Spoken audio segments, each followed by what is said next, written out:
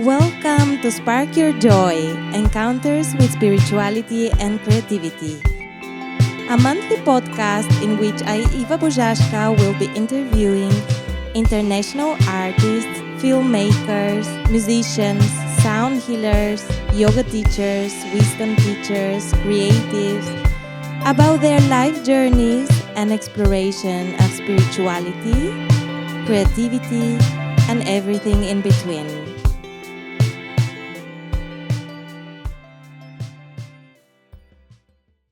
Welcome, everyone, to Spark Your Joy, Encounters with Spirituality and Creativity. I am super excited because today I have a special guest here, John Early. Um, and, well, if I have to label you shortly, yogi, musician, author, and co-founder of Momentom Collective. I'm super happy that you're here. Thank you for joining Spark Your Joy. Excellent. Yeah, I'm really excited to connect and share some ideas and words. um, do you want to start with maybe sharing a little bit about yourself? Totally. Yeah, my name is John Early. I've been traveling and going around the globe, sharing different communities and different projects for over 15 years now. The first 10 years, I ended up compiling into a book I wrote called Tales of the Modern Nomad, Monks, Mushrooms, and Other Misadventures, which is really looking back now. I've released that book over 5 years ago, of the story of collection of journals that I wrote over my first decade of backpacking, to really explain going from a boy in Canada to becoming a man and opening up the curiosity of global cultures and plant medicine and different experiences. And so that's been a fun project in its own right, and it's led me to continued travels that has brought me here in Nicaragua and around Central America, of which I'm one of the co-founders of Momentom Collective, which we run artist residencies around the world, focusing on using arts and co-creation, living in community to connect and collaborate and expand our human potential. And we've had different focuses from circus and flow arts to sound production to sound healing, plant medicine, even permaculture. We have different focused things, always coming back to introspection and self-expression being the backbone for ways that we can live together in community. Yeah, that was a couple of questions that I wanted to ask you in short. Thank you. So basically, I was curious to know a little bit more about your book. I remember that I saw it. Now I remember I saw it on. I don't remember the name of the place in Guatemala on the Lake Atitlan. And it is actually available to order online, right? Yeah, johnearly.ca, and I've got a few other distribution methods, but I'd much prefer people write me directly and then I can hand write and ship you a copy. Okay. And do you want to tell us what does Among a Stripper and LSD have to do in common? What is it in You have to read the book for that. And okay, I have one more question about it. Maybe to share a little bit about because I had a very powerful Peruvian experience. So I was curious about yours because I know that you also write about it in your book. Yeah, Peru's an incredible country, and it's the Incan culture and the Shipibo people that live in and around the Amazon. They've got lots of different cultures, and for me, I had multiple experiences that were really profound. Um, from Machu Picchu to being in Iquitos to my first sittings with ayahuasca, a week in the jungle. So really, some really profound experiences. One of my favorite ones was going with the medicine man up to Machu Picchu and getting his take on things. And he said, before we even left with him, he said, okay, I'm going to take you to Machu Picchu, but I'm going to be explaining things from how my people understand it, not from way the kind of like tourist guides typically explain things. And so he was explaining everything from his component, his side of things. And he was talking about how Machu Picchu is built in four dimensions. And for me, we're there, and it's this beautiful place, and there's all these different levels and layers of architecture and the hills and cutting into the hills. And so for me, I'm thinking more spatially, okay, like the fourth dimension, or maybe what do they weave into this? And he said, no, like it was built in the fourth dimension. We were able to speak and communicate with the rocks and the plants. That's how we knew where to build, how to cut, how we were able to cut through rock that's incredibly hard and challenging and move these stones in certain ways. We could speak with them. And so my mind starts getting blown of understanding this. And so I raised my hand and I'm like, okay, well, how do we get into the fourth dimension? Like, this sounds great. How do we do that? And you could tell it wasn't really a question. He didn't really have an answer for that in a way with words. But then he took his time and he finally said, okay, to get into the fourth dimension, you must listen to your heart, open your heart, and observe. And that for me was a beautiful and potent lesson for the simplicity of deep wisdom to come through if we allow it to, through deep listening and coming back to our heart. So that was one of my favorite little tidbits of things that I took away from my time in Peru. Yeah, beautiful. And then after, and that was before you started with Momentom Collective. Yes.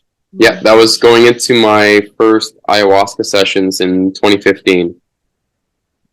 And you did also in Peru. Yeah. Okay.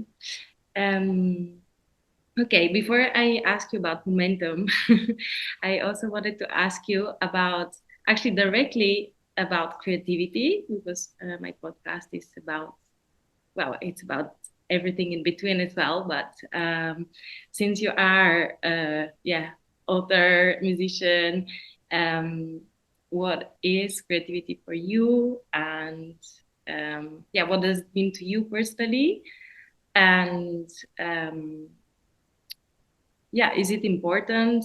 Why is it important, actually?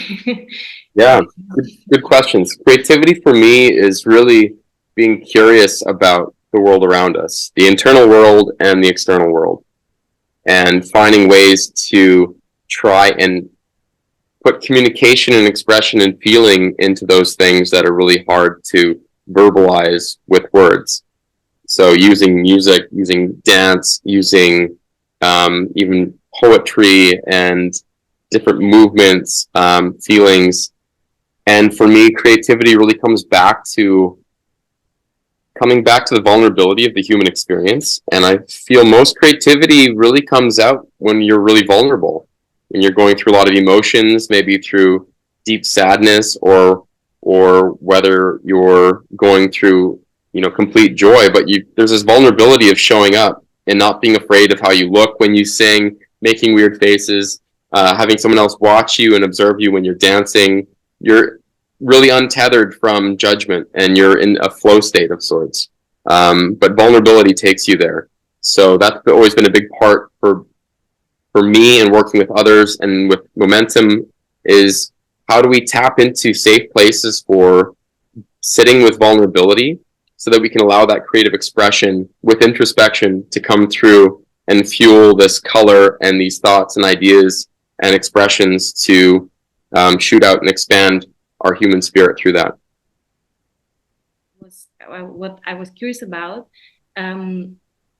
was to hear a little bit more about art and creativity as a factor for change, or as an anchor of change. Definitely. Art, and especially through Momentom, we use art as one of our main vehicles for tapping into ways that people can expand their human spirit and their human potential and their excitement for life. I feel right now more than ever, we're in a period where there's a lot of collective anxiety. There's a lot of challenges with inflation or war or climate. And so we need to come back to appreciating humanity and appreciating the world around us, the natural world, but even like our fellow people, and coming back to being in community with people. What does that look like? What does that feel like? And for me, the best way to tap into that is through art, especially even for communicating big ideas. We're in an information age where there's so much communication, there's so much information we're digesting and processing. It's at our fingertips, it's in our minds, it's scrolling on our feeds.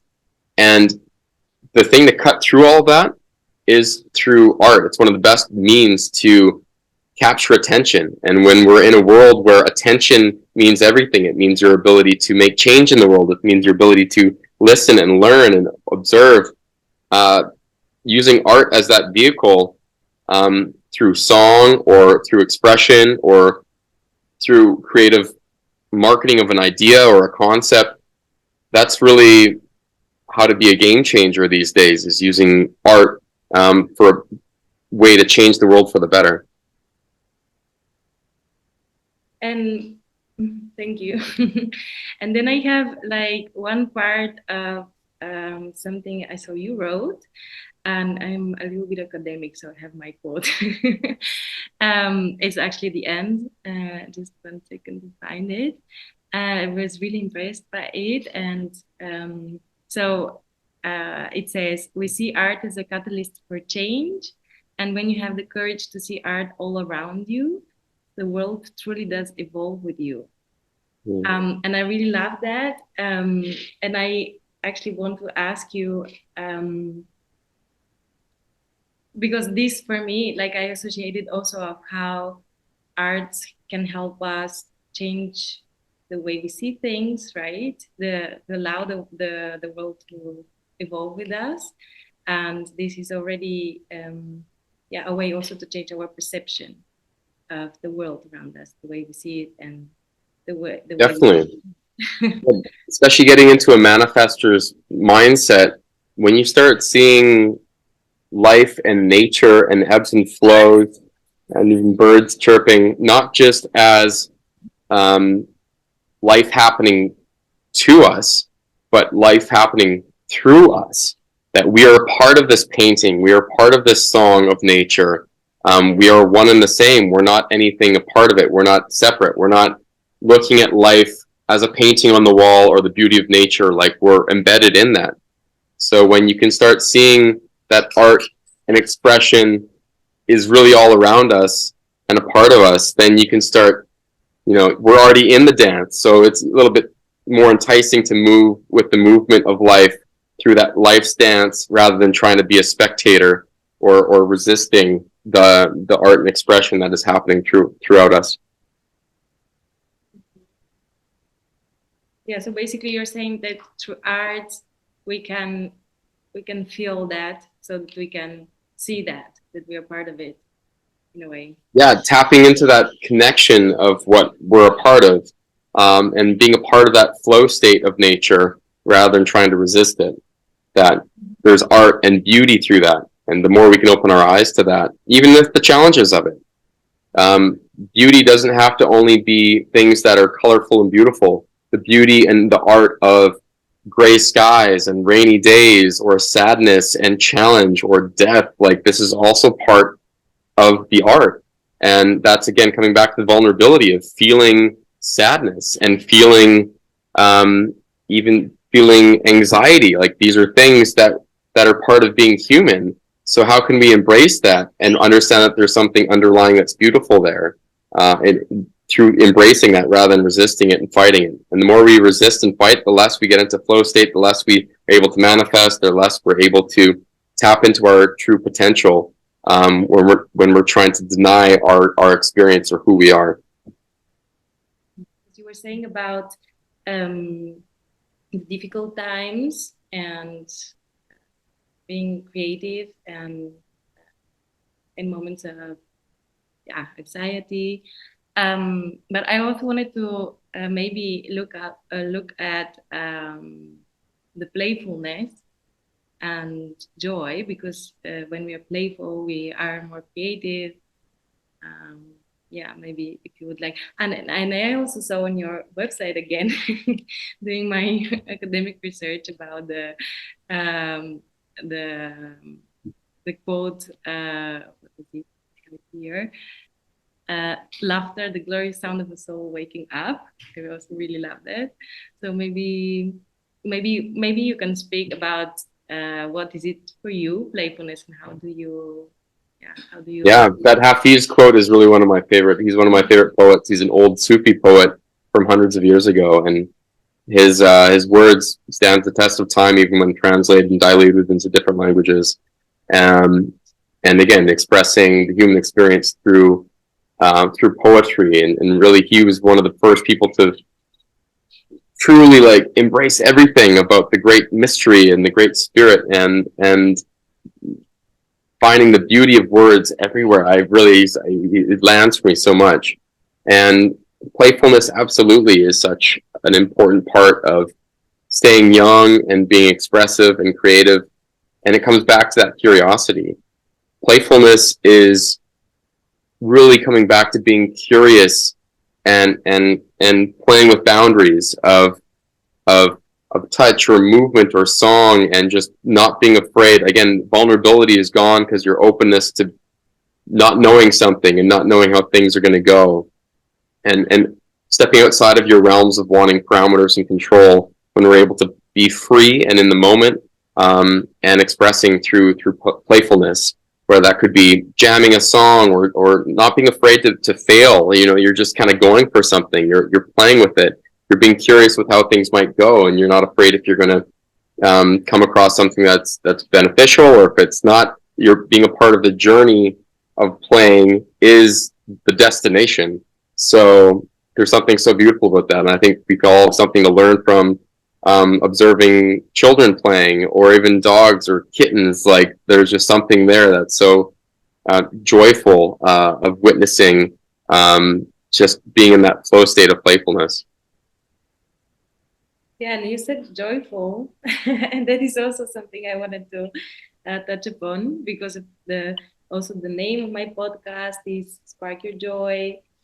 Um, so yeah, about what is joy for you? Yeah, joy, I feel like, gets attributed with like ecstasy a lot, like a really pure blissful moment, which it is some of that. Um, but I've been appreciating more absolutely, yes, finding joy in every moment, and joy where we are, and joy through singing.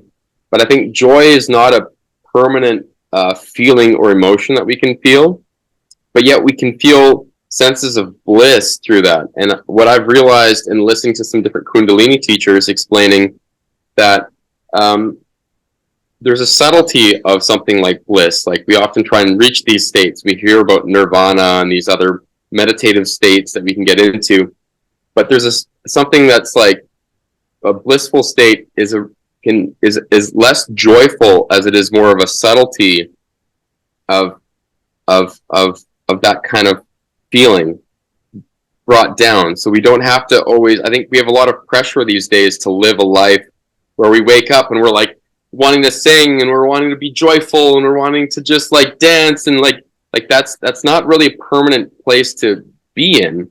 We can get there, and I've met some people, and I've been in that space where I'm just feeling really in a good flow and whatever, but that's not as much of a sustainable space, rather than finding the subtleties of joy, and being inviting in gratitude to ground those down, so we don't have to be needing to like jump on the couches and the rooftops and sing from the top of our lungs like we're in joy with the universe, or we can meditate, or we can be an artist or whatever. But it's like inviting in gratitude, so we can find joy and bliss in those peaceful moments when nothing happens. We can find the satisfaction of just being present with whatever is, and that. So I've been playing a lot more with like toning down joy, so that's almost hardly noticeable, but it's there, and there's like a satisfaction of having no wants, no needs. You're just really present with whatever's happening, and that for me is really beautiful. Being present. Joy is being present. But yeah, but also like I was thinking about spark your joy is also a way to inspire, right? And allow or hold space for people to kind of go closer to what creates joy within. So it's kind of, I also feel it's a little bit of becoming closer to what is true for you. Absolutely. And there's such inspiration through seeing other people that are in their passion or in their joy. And I think the more we can celebrate other people at the fullness of their expression or their art or their passion, the more we can feel it ourselves. I think there's sometimes this sense of like being bombarded with other people's joy on social media and on these this information overload that we're getting, that it gives us a sense of anxiety or depression that we're not doing enough and we're not joyful enough in our life because look at this person and they're so much better and they're more beautiful and they're living a joyful life and they're barefoot on a beach somewhere. And I feel like sometimes we have to find a way to celebrate other people's joy, and being grateful for that, and allowing us to embody that through them, and but also having some separation of like separation of, but at the same time a continuation of I'm joyful because you're joyful, like your joy is my joy, or even like, you know, celebrating these shared victories of my friend getting accepted into school, and like, how can I really feel that for them? How can I really be grateful that this has happened? And finding those ways to share this collective sense of joy rather than a competition sense of joy economy that I feel like we're sometimes in, like it's a scarce resource that we're all trying to fight for this joyful attention. Yeah. Yeah, I really like what you said also about inviting gratitude, right?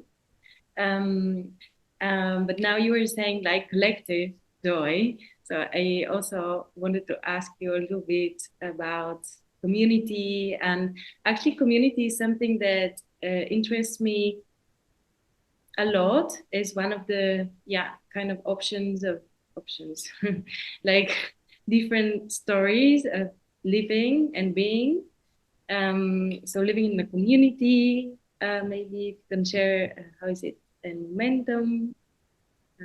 Absolutely. And yeah, coming back to joy and inspiration, like there's something to be said of we're such social creatures as humans that we really do become the top people that we hang out with and the people we surround ourselves with.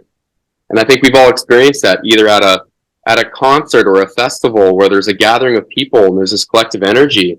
Like it feeds us. We become this collective thing where we become something greater than the sum of our parts.